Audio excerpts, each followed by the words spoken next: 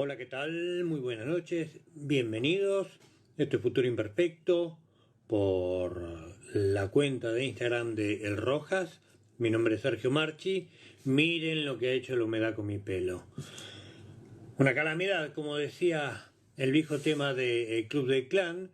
Hoy es 22 de julio del año 2020. Seguimos en pandemia.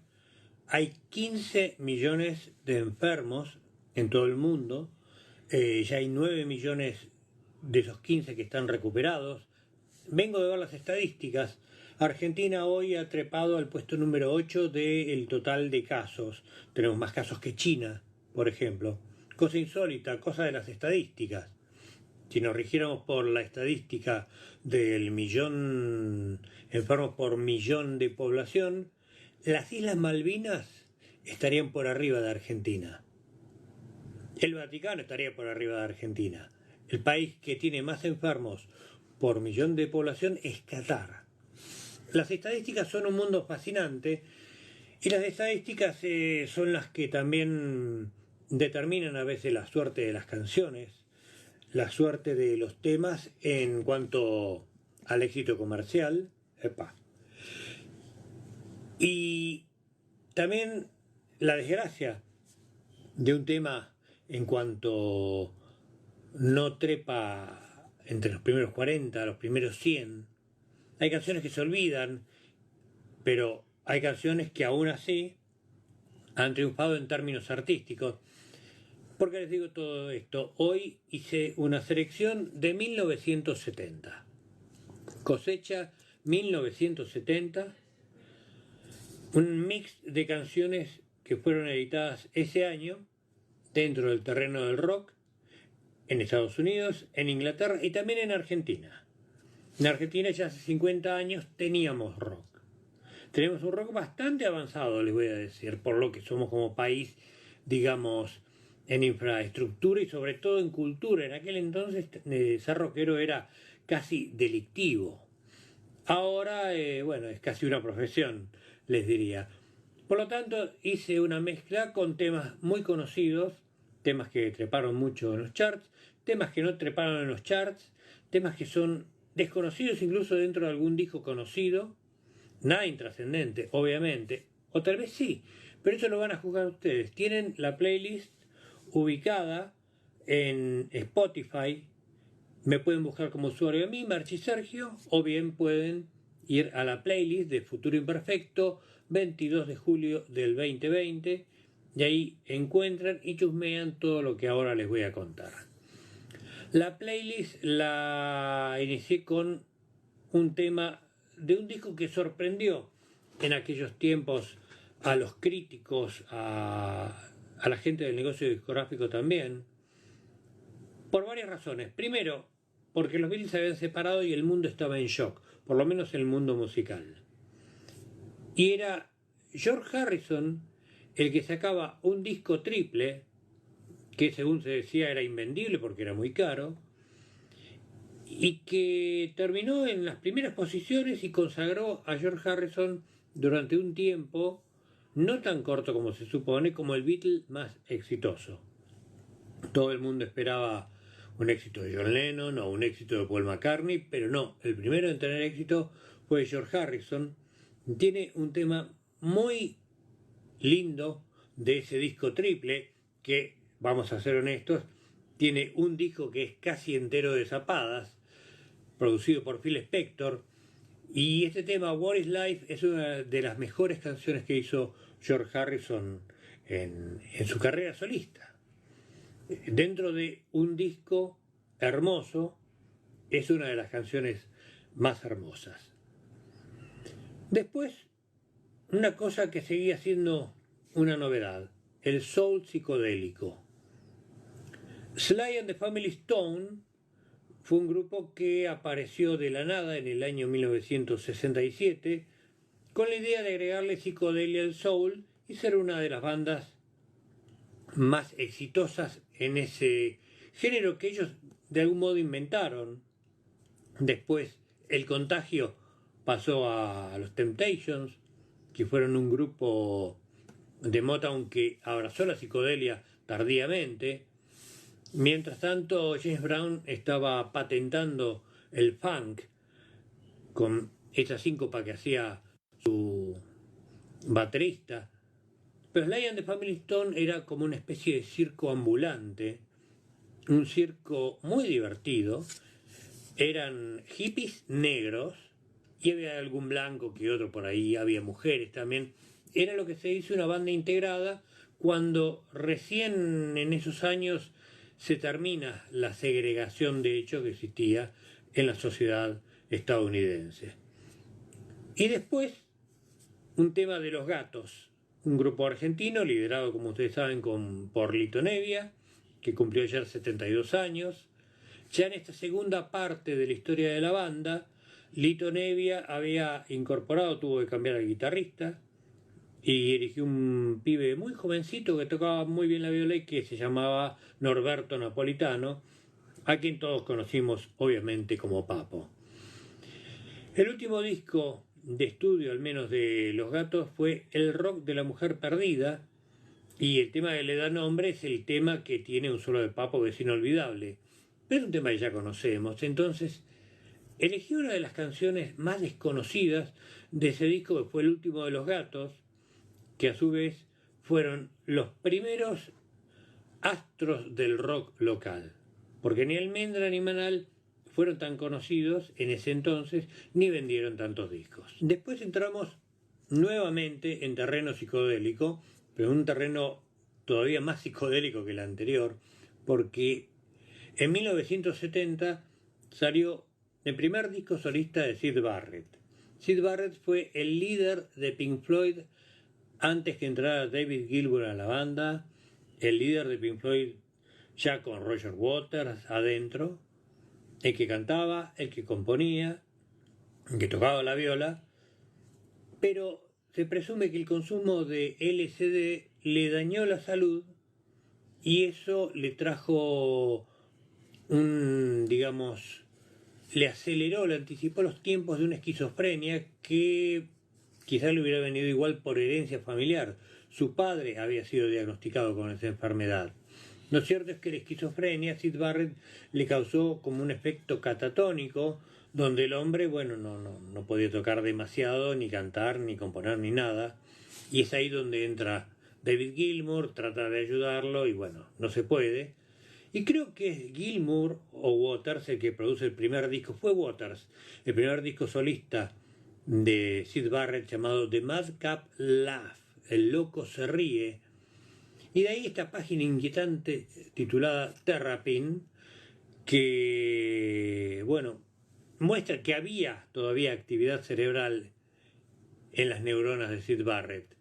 No estaban del todo en fila esos patitos, pero algo todavía había. El problema consistía en que Syd Barrett seguía su propio ritmo y era imposible convenir con él cortes, duraciones de compases y esas cosas porque las olvidaba, no las respetaba y ahí se manifestaba la esquizofrenia, que de algún modo es como la imposibilidad de tocar con otros.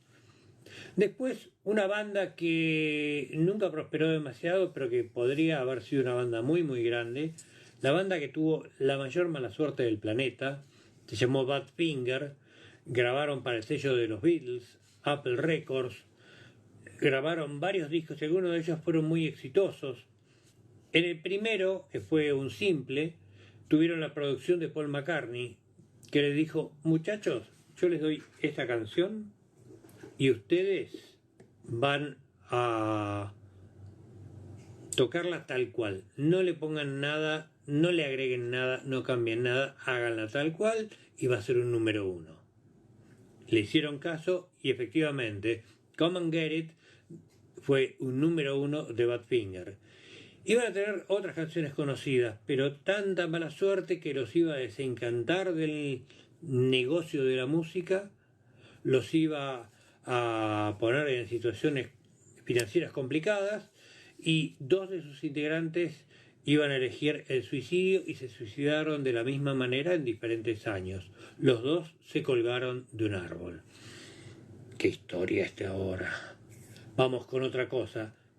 Una banda desconocida argentina de 1970 grabaron un par de simples para el sello Mandioca, ese sello que fundara Jorge Álvarez allá lejos y hace tiempo, ese sello con el que pretendió replicar el Jorge Álvarez editor, que era un éxito literario que editaba muchos libros de izquierda. Bueno, él dijo que venía de la izquierda y que a los escritores de izquierda le costaba entender esa elección que había hecho por el rock, pero que él se divertía más con los rockeros y fumando marihuana. Palabras textuales de Jorge Álvarez, que Dios lo tenga en la gloria, pero él las dijo en un medio y yo aquí las reproduzco. Entre los grupos que grabó Jorge Álvarez en dos compilados, uno que era Mandioca Underground y el otro de 1970 llamado Pidamos peras a mandiocas, grabó este grupo llamado Brujos, que era un grupo que no tiene nada que ver con los Brujos de los 90. En vez de una banda de sacados simples, ninguno de sus integrantes prosperó y finalmente hubieran quedado en la nada, de no ser porque, bueno, están estos compilados que dan cuenta de su paso por la vida. 1970, rock argentino, el tema se llama Pasan muchas cosas. Y de ahí, de vuelta al terror. El terror no lo probé el primer disco de Black Sabbath, que es el grupo que incorpora la dimensión terrorífica en el rock. Tenía un disco debut donde se veía como el fondo de una casa, era como si estuviera medio pixelada, una casa medio sombría y una figura como si fuera una estatua o un espíritu o un ánima por delante. Un disco que comenzaba con lluvia, truenos, campanadas, sirenas y después un riff pesadísimo que es una de las piedras angulares de aquello que hoy conocemos como el heavy metal. Del primer disco de Black Sabbath, obviamente podría haber elegido el tema Black Sabbath, que es bastante conocido, pero elegí una de las canciones que ellos editaron en simple, que no trepó demasiado en los charts, pero que quería rescatar para que ustedes la descubrieran conmigo. Se llama Evil Woman, mujer diabólica. Y de lo pesado, como este programa es medio esquizofrénico, nos vamos a lo ultra liviano, aunque no tanto, porque este es un tema, un clásico de Simon and Garfunkel, un tema que fue uno de los más exitosos del año 1970, que hoy estamos recordando, y que se llamó Puente sobre aguas turbulentas. Yo decía ultraliviano manontropo porque Simon y Garfunkel hicieron una canción hiperdramática con un desarrollo muy, ¿cómo decirles?, épico. Es una canción épica. Si no la conocen, escúchenla, y si la conocen van a querer volver a escucharla. Es una playlist de Futuro Imperfecto del día de hoy. Y después volvemos a lo argentino y vamos con un mito del rock argentino, quizás el primer mito que haya tenido el rock argentino en su existencia, el mito de Tanguito, de Donovan el Protestón, de Ramsés VII, todos nombres que tuvo José Alberto Iglesias, que fue un chico extraviado, que tenía cierta afición por drogas incluso de receta legal. En aquellos tiempos las anfetaminas se utilizaban como pastillas para adelgazar y tomadas en determinada cantidad producían algunos efectos mambológicos, vamos a decirle, y Tanguito tenía muchos problemas con eso. Entonces, lo que hay de Tanguito son algunas pruebas y el disco que pudo grabarle Javier Martínez en 1970, donde está una de las mejores canciones que fue a parar a ese compilado del cual me agarré para programar mucha música argentina, llamado Pidamos peras a mandiocas, un tema llamado Natural. Esa es la canción de Tango, que era el nombre verdadero. Me acuerdo que en un momento le hice una nota a un señor, creo que el apellido era Cobian, que era el Tanguito pero de la barra del Club del Clan. había uno que cantaba tangos. No era Raúl Lavie, era este otro, Cobian, que le decían Tanguito, y después cuando apareció José Alberto Iglesias con el Tanguito, el hombre sintió que le habían usurpado el seudónimo. Del mismo año, de 1970, data el segundo disco de Elton John, que fue un disco monumental, que tuvo una gran canción, Your Song, canción que hasta John Lennon quiso hacer, pero que tiene otros hits medianos y escondidos. Elton John tuvo que viajar a Inglaterra para hacer una serie de conciertos en el Trovador de Los Ángeles. Él no quería hacerlo, pero se dio cuenta cuando llegó ahí que era el lugar donde tenía que estar, y de hecho ahí nace la leyenda de Elton John. Fue a verlo todo el ambiente musical y obviamente con su talento sedujo a todos. Y el estilo de Elton John tiene, más allá de cierta afición melódica, cierto estilo por la balada, tiene un aire de gospel, de blues, que fue lo que él aprendió a tocar. Y se nota mucho en este tema que desincluí en la lista para que ustedes disfruten, llamado Take Me to the Pilot. Y de ahí, más psicodelia. Bueno, de 1970, que es el año que estamos recordando hoy, pasaron 50 años, quizás la próxima hagamos 1980, 1990, tal vez el 2000, ya 2010, no sé si tiene sentido recordar 10 años atrás la música, o tal vez sí, si la cosecha es buena, siempre vale la pena el ejercicio. Pero en el año 70 hay una canción que hablaba del verano de 2 años atrás, el verano del año 1968, y es un tema del disco que Pink Floyd edita en 1970, llamado Corazón de Madre Atómica, Atom Her Mother, que es el famoso disco de la vaca, que acá en la Argentina sale con una portada, que era obviamente esa vaca, que era completamente revolucionario poner una vaca sola en el campo en la tapa, y le pusieron además un sticker acá en Argentina que decía música anticomercial y no bailable. Delirios de la industria argentina. Qué cosa la humedad con los pelos. Bueno, yo hago lo que puedo. Gran canción.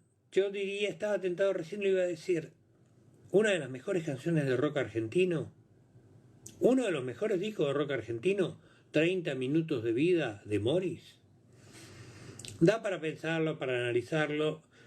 Es un tema que describe, creo que es una de las primeras letras sociales que describe tal cual a veces son algunas personas que andan por ahí. Describe muy bien la hipocresía. Y el tema se llama Pato trabaja en una carnicería.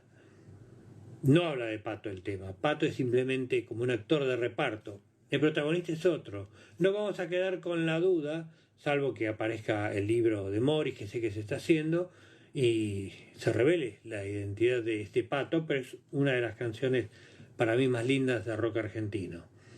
Y después un clásico, un hit auténtico del año 1970 de una banda nueva para esa época, una banda que se llamó Free, que tuvo como integrante destacado a Paul Rogers, el cantante de Bad Company en el futuro, y que cantaría también con Queen.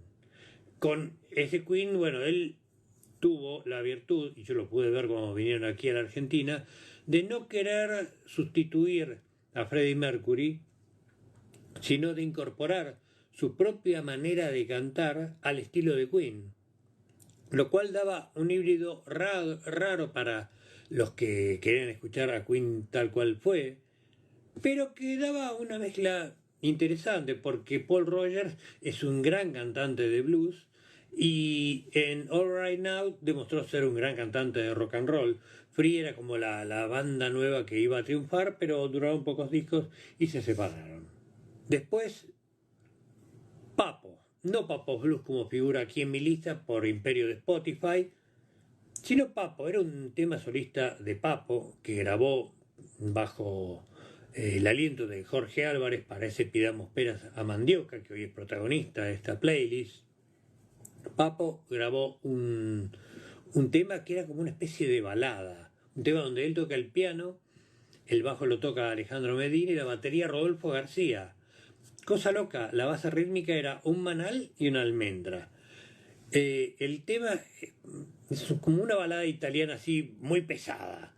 Se llama Nunca lo sabrán.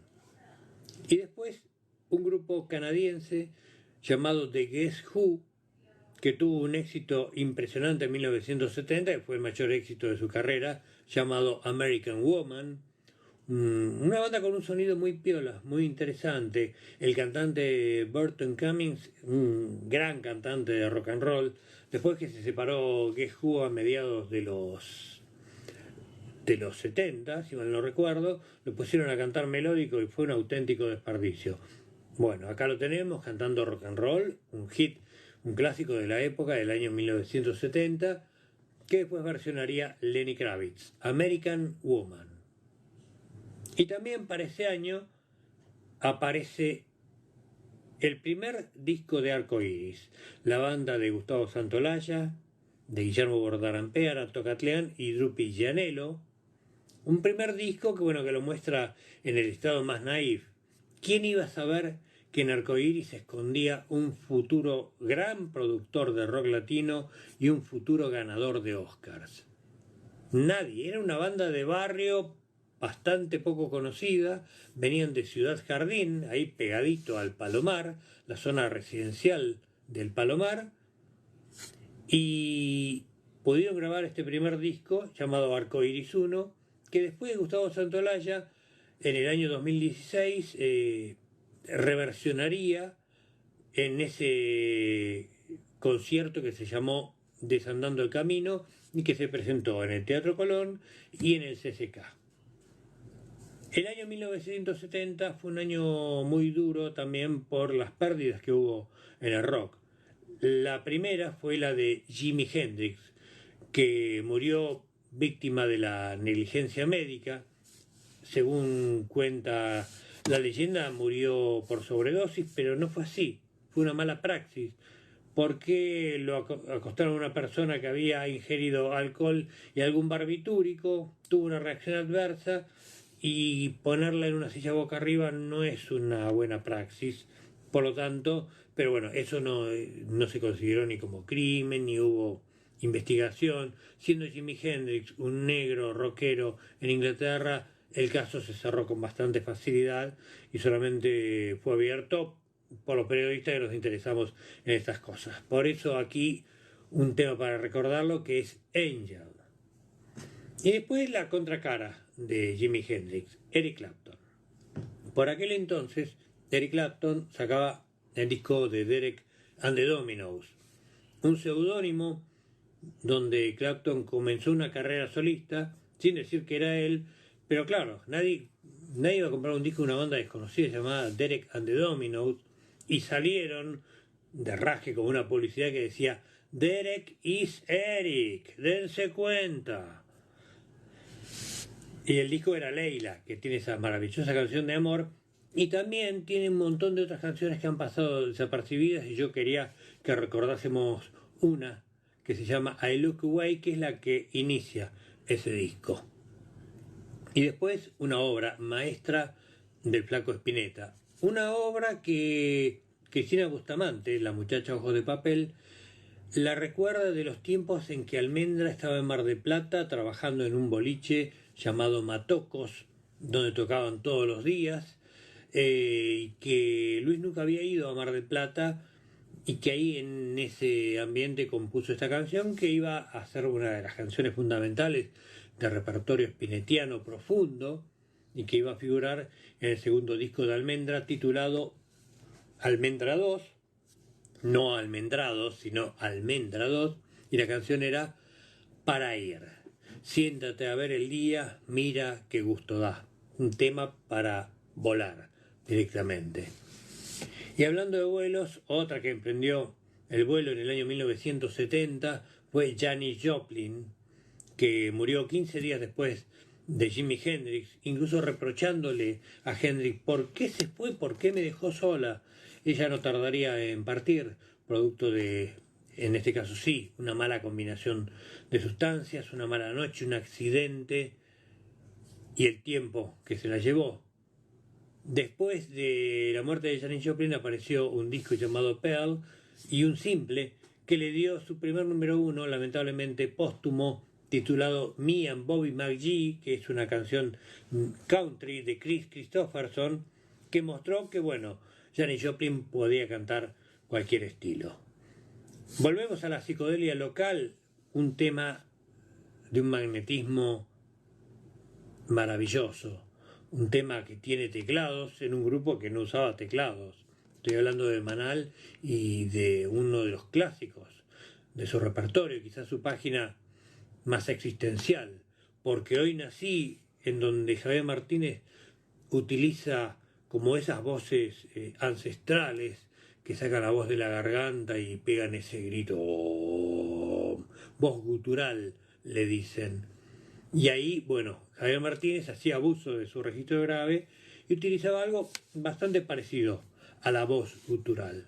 Porque hoy nací es una bellísima página psicodélica de un grupo que no era psicodélico, sino que era más bien urbano, pero que podía alcanzar esas profundidades.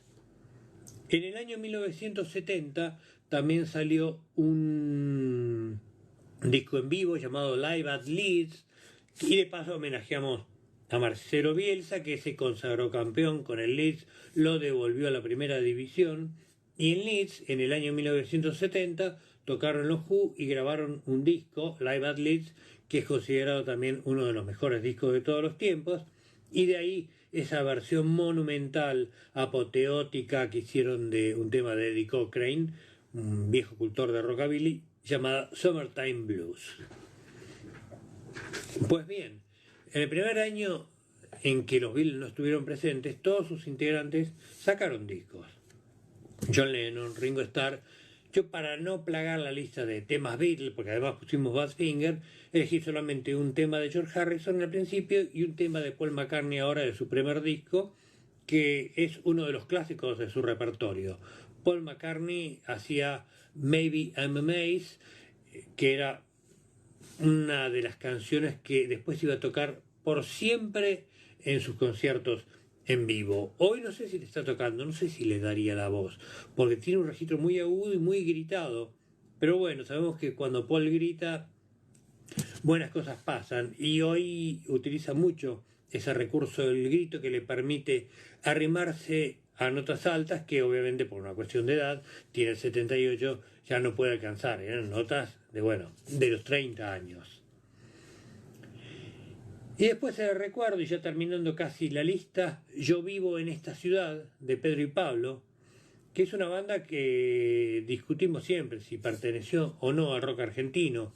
Era música testimonial, música moderna de Buenos Aires, era canción de protesta, era café concert. ¿Qué eran Miguel Cantilo y Jorge Duriez? Por lo pronto eran Pedro y Pablo y tuvieron un éxito monumental con Yo vivo en esta ciudad, que figuró en el long play homónimo que salió también en el año 1970. Ya para ese entonces, Crosby, Stills and Nash incorporaron a un cuarto miembro que fue Neil Young y editaron un disco titulado Deja Vu, un disco que también vendió millones de discos como el primero de Crosby, Stills and Nash, ya con la química inquietante que les proveía Neil Young, que era una persona un poco inestable y que además había tenido ya problemas con Stephen Stills, pero consideraron que la química iba a ser la correcta y la verdad es que les funcionó bien por un tiempo. Penúltimo tema, el primer disco de Box Day, que se llamó Caliente, y un clásico que hicieron en ese disco, Presente, pero no en la versión que ustedes conocen, que es la versión de la regrabación que hicieron cuando grabaran varios de sus clásicos para CBS, sino esta primera que hicieron en Caliente. Disco que después, como les dije, fue regrabado y se tituló Cuero Caliente. Y para el cierre me doy el gusto de poner a Jethro Tull, un tema de su disco Benefit. Creo que fue el tercer álbum de la banda. Fue el disco en 1970, el que editaron antes de pegar el gran salto que darían con Aqualung en 1971. Cantando todo el día, Singing All Day. Tenemos una versión remaster que suena como los dioses y que está en nuestra lista. Hasta aquí el futuro imperfecto del día de hoy. paso a saludarles, agradezco la atención. Les recuerdo, esta lista está disponible en Spotify. Es Futuro Imperfecto, 22 de julio de 2020. Es libre, es gratuita, es para ustedes y toda la semana habrá una transmisión y una lista hasta que la pandemia culmine. Paso a saludar y ya cierro, digamos, formalmente lo que es esta transmisión, este intento de hacer radio, aun cuando no podemos ir a Radio UBA, lo hacemos desde acá, como se puede, a lo gauchito, a lo argentino. A ver, ¿quiénes han estado por aquí? Voy saludando a Milagros de Marco, a Juan Savioli, a Jonathan Cala, Maxim Saban, a Josefina, Gustavo Páez, a Mariela Pino, a AMDO 1976, Wadi Guzmán, Nancy Dugor, ¿está bien dicho tu apellido, Nancy? Pat Facchini, La Beduina. Bueno, y mucha gente que se ha unido. ¿Cuál es tu músico o artista preferido? Es simple, son los Beatles. Después, bueno, tengo un montón de otros preferidos. Es como dice Groucho Marx, estas son mis ideas y si no le gusta tengo otras. Siempre tengo un grupo favorito para recomendar. Favorito del día, del mes, del año, del minuto. Bueno, estoy viendo todos los que se han sumado aquí, se han quedado, aunque bueno, sea un ratito. Pilotos del Caos Oficial, gracias por presentarme a Todd Rundgren. De nada, me alegran que descubran artistas a través de Futuro Imperfecto. Bueno, de hecho, la función social del programa es esa, ¿no? Presentar al artista con su público. Romina Meineri saludó, mucha gente se unió. Yo voy ya redondeando, a ver, no hay más gente todavía. A Romina Meineri la saludé y a todos los demás, a Rosario, a Naide Genaro, Petroni, Pablo de Fais y Yang06. Gente, los espero el miércoles que viene a las 22 horas. Cuídense, estamos en pico de pandemia, no hay que andar con el barbijo por debajo de la nariz, sino arriba. Traten de salir lo menos posible y aguantemos estas semanas. Pronto espero que podamos volver a la radio. Chao.